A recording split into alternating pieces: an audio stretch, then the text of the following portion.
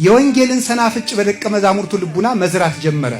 ያን ጊዜ ያቺ የወንጌል ስር በደቀ መዛሙርቱ ልብ መብቀልና ማፍራት ሲጀምር ተንኮሉ፣ ክፋቱ ሁሉ እየተነቃቀለ መሄድ ጀመረ።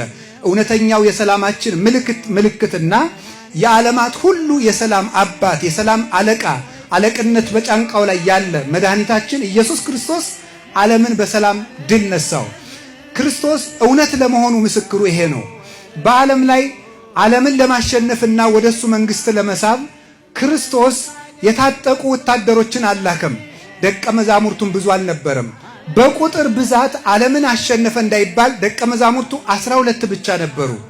በጉልበት ዓለምን አንበረከከ እንዳይባል ደቀ መዛሙርቱን ብትር እንኳን እንዳትያዙ ብሎ አዟቸው ነበረ። በገንዘብ ደልሎ ዓለምን አሳመነ እንዳይባል የገንዘብ የስንቅ ከረጢት እንኳን እንዳይኖራችሁ ብሎ ነበር መልእክት ያስተላለፈላቸው። በንግግር አዋቂዎችና በፈላስፎች ንግግር ማሳመር ዓለምን ወደ ራሱ ሳበ እንዳይባል ንግግር የማያውቁ የገሊላ ገበሬዎችን ሰብስቦ ነበረ ወንጌልን ያሰማራው። እንግዲያውስ ርኅራኄ በሌላቸው በሮማውያን ነገሥታት ፊት የክርስቶስ እውነት ለምን አሸነፈ ቢባል በምቾትና መብል መጠጥን የሚፈቅድ ሃይማኖት ስለሆነ ሳይሆን ስለምንድን ነው የተቀበሉት ቢባል እንዲያውም እንኳንስ ምቾትን ሊፈቅድ እኔን የሚወድ ሰው ካለ ራሱን ይጣል ሰውነቱንም ይጣላት፣ ሰውነቱን ስለኔ የጣለ በእኔ ዘንድ በመንግሥተ ሰማያት ክብር ለብሳ ያገኛታል እያለ ደቀ መዛሙርቱን ባዶ አደረጋቸው። እኔን ሊከተል የሚወድ ራሱን ባዶ ያድርግ፣ መስቀሉን ይሸከም፣ ራሱን ይካድ አላቸው። እንዲህ ያለችን ጠባብ እምነት እንዴት በዓለም ልትሰፋ ቻለች ያሉ እንደሆነ እውነት ስለሆነች ነው። ምንጊዜም እውነት ተጋርዳ አትቀርም። እውነት የእውነትን ብርሃን የሚሸፍን ደመና የለም። ደመናው በተገፈፈ ጊዜ ፀሐይ መታየቷ እንደማይቀር እውነትን የሸፈኑ ውሸቶች ሁሉ የእውነት ጊዜ ሲገልጡ ሁሉም ይበራሉ። ስለዚህ ጌታችን መድኃኒታችን ኢየሱስ ክርስቶስ እውነት ሆኖ ዓለምን አስተማረ። ክርስቶስ ዓለምን ያሸነፈው በፍቅር በሰላምና በትምህርት ነበረ።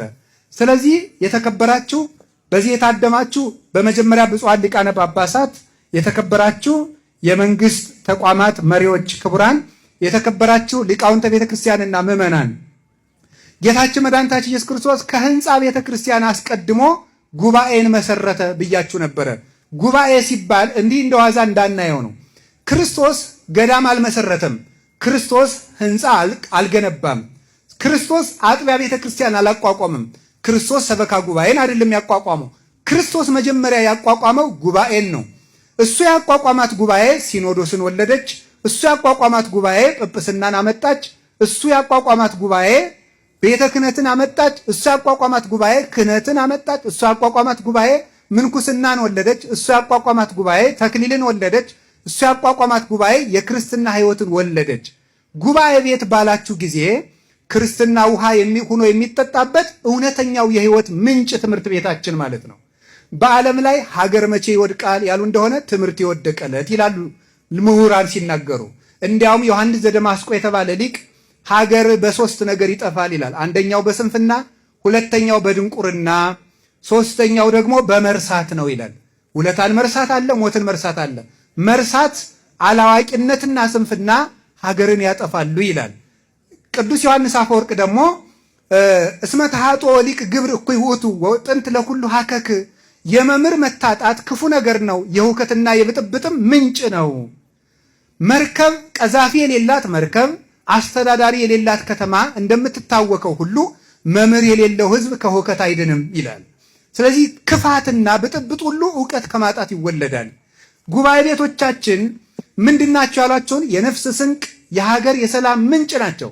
አሁንም ጉባኤ ቤት ስንል የመንግስተ ሰማያታችን መነሻ ነው። ከዚህ በኋላ እንደምታውቁት ይሄ ጉባኤ ቤት ሲባል በቤተ ክርስቲያን ሁለት ትምህርት ቤቶች ነው የነበሩት በታሪክ እስከ 5ኛው ክፍለ ዘመን። የእስክንድሪያ ትምህርት ቤትና የአንጾኪያ ትምህርት ቤት ይባላሉ።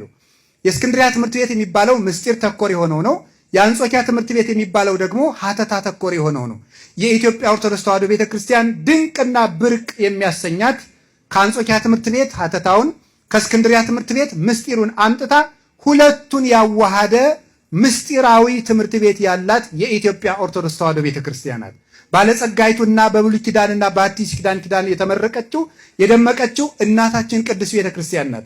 ይህ ትርጓሜ ቤት መጽሐፍ ቅዱስን እንደ መጽሐፍ ቅዱስ የምንረዳበት ነው። ወይም አንደርስታንዲንግ ዘ ባይብል አዝ ኢት ኢዝ ማለት ነው።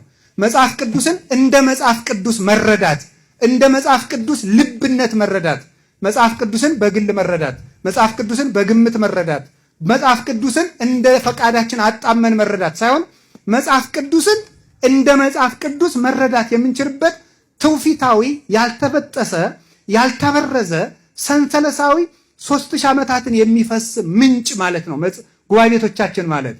ብሉይ ኪዳንን ለመመረቅ 6 ዓመት መማር ያስፈልጋል። ሐዲስ ኪዳንን ለመመረቅ 5 ዓመት መማር ያስፈልጋል። መጽሐፈ መነኮሳትን ለመማር ወይም አሴቲክ ላይፍ ማለት ነው 3 ዓመት መማር ያስፈልጋል። የሊቃውንት ትርጓሜን ለመማር ፓትሪስቲክ ባይብል ስተዲ እንደማለት ነው 6 ዓመት መማር ያስፈልጋል። የአራቱ ጉባኤያት ምስክር መምህር ለመሆን 20 ዓመታትን በዚህ መማር ያስፈልጋል። ስለዚህ የአራቱ ጉባኤያት መጻሕፍት ትርጓሜ ትምህርት ቤት ባልን ጊዜ የቅድስት ቤተ ክርስቲያን የቆሎ ትምህርት ቤቷ ወይም አብነት ትምህርት ቤቷ ማለት ሳይሆን ዩኒቨርሲቲዋ ወይም ስኩል ኦፍ ኤክሰለንሲ እንደማለት ነው። ቤተ ክርስቲያን ከፍተኛ ምስክር የምትሰጥበት ሊቃውንቷ የሚያስመሰክሩበት ዩኒቨርሲቲዋ ማለት ነው እንጂ የቆሎ ትምህርት ቤት ተብሎ መጥራት አይደለም። ስለዚህ የቤተ ክርስቲያን ዩኒቨርሲቲያችሁ ይሄን ሆስፒታል ማን እየጣለው ነው ተብላችሁ ብትጠየቁ ከቅድስት ቤተ ክርስቲያን መንፈሳዊ ዩኒቨርሲቲዎች አንዱ እየጣለው ያለው ሆስፒታል ነው ማለት ነው። የቅድስት ቤተ ክርስቲያን የአንዱ ዩኒቨርሲቲዋ ፕሮጀክት ነው ማለት ነው። ይሄ ነው ሐሳባችን።